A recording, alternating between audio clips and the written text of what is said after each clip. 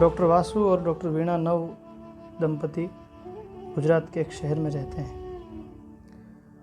जब भी 2-3 दिन का अवकाश मिलता है वे छोटी यात्रा पर जाते हैं।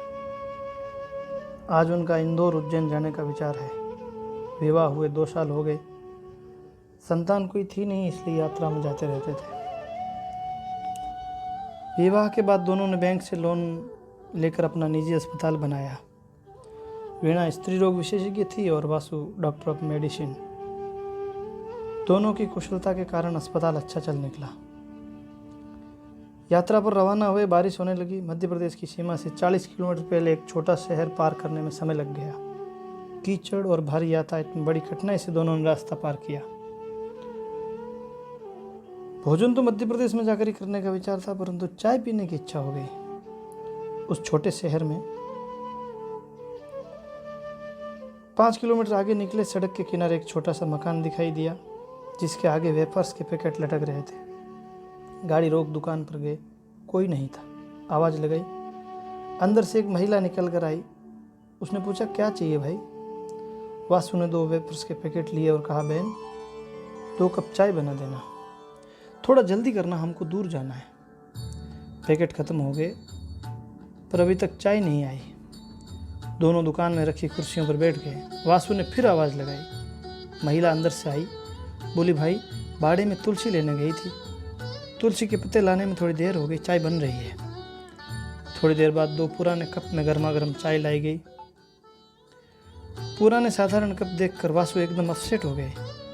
कुछ बोलना चाहते थे, परंतु वीणा बहन ने हाथ पकड़कर उनको रोक दिया। चाय में से अदरक और तुलसी की सुगंध निकल रही थी। ऐसी स्वादिष्ट चाय और सुगंधित चाय जीवन में पहली बार पी थी। कितने पैसे हुए बहन? 20 रुपये। वासु ने कहा कि हमने तो वेपर्स के पैकेट भी लिए हैं। महिला बोली, ये पैसे उसी के हैं। अरे चाय के पैसे क्यों नहीं लिए? हम चाय नहीं बेचते साहब, ये होटल नहीं है। तो फिर आपने चाय क्यों बनाई? अतिथि आए हैं, आपने चाय मांगी।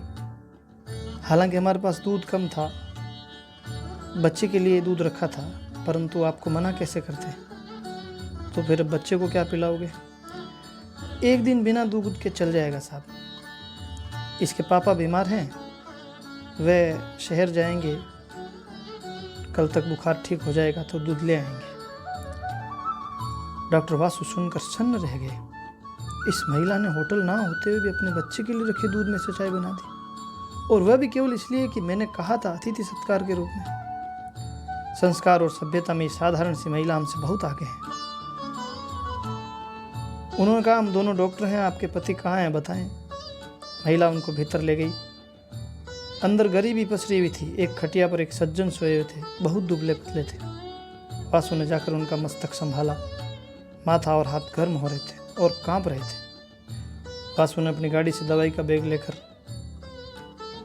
उसमें से 2-3 टैबलेट खिलाई।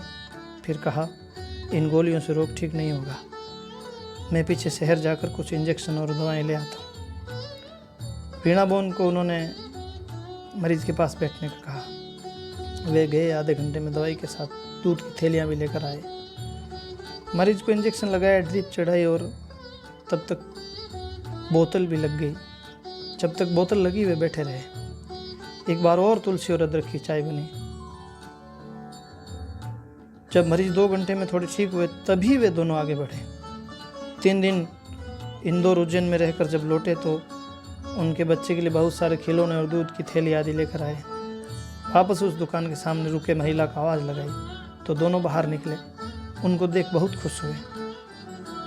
आपकी दवाई से दूसरे ही दिन हम बिल्कुल ठीक हो गए। वासु ने खिलौने और दूध के पैकेट दिए। फिर से चाय बनी, अपनापन स्थापित हुआ।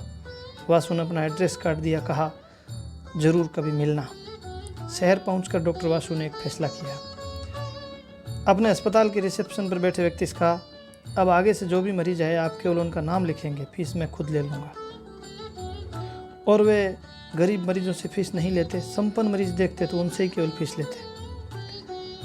धीरे धीरे शहर में उनकी प्रसिद्धि फैल गई। दूसरे डॉक्टरों ने सुना तो उन्हें लगा कि इस कारण से हमारी प्रैक्टिस कम हो जाएगी और लोग हमारी निंदा भी करेंगे। उन्होंने एसोसिएशन के अध्यक्ष को कहा। अध्यक्ष वासु से मिले। कि आप ऐसा क्यों कर रहे हो। वासु ने जो जवाब दिया उसको सुनकर उनका मन उद्वेलित हो गया। मैं मेरे जीवन में हर परीक्षा में मेरिट में पहली पोजीशन पर आता रहा, MBBS में भी, MD में भी गोल्ड मेडलिस्ट बना, परंतु सभ्यता, संस्कार और अतिथि सेवा में वह गांव की महिला जो बहुत गरीब है वह मुझसे बहुत आगे निकल गई। तो मैं पीछे नहीं रहना चाहता, इसलिए मैं अतिथि सेवा में भी, मानव सेवा में भी गोल्ड मेडलिस्ट बनना चाहता हूँ। इसलिए मैंने ये सेवा प्रारंभ की है। सारे चिकित्सकों से भी मेरी अपील है कि वे सेवा भावना से काम करें, गरीबों की निःशुल्क सेवा करें, उपचार करें। ये व्यवसाय धन कमाने का नहीं है। परमात्मा ने मानव सेवा का सर्वोच्च अवसर प्रदान किया है। एसोसिएशन के अध्यक्ष ने वासुभाई को प्रणाम किया और कहा, मैं भी आगे से इसी भावना से काम करूंगा।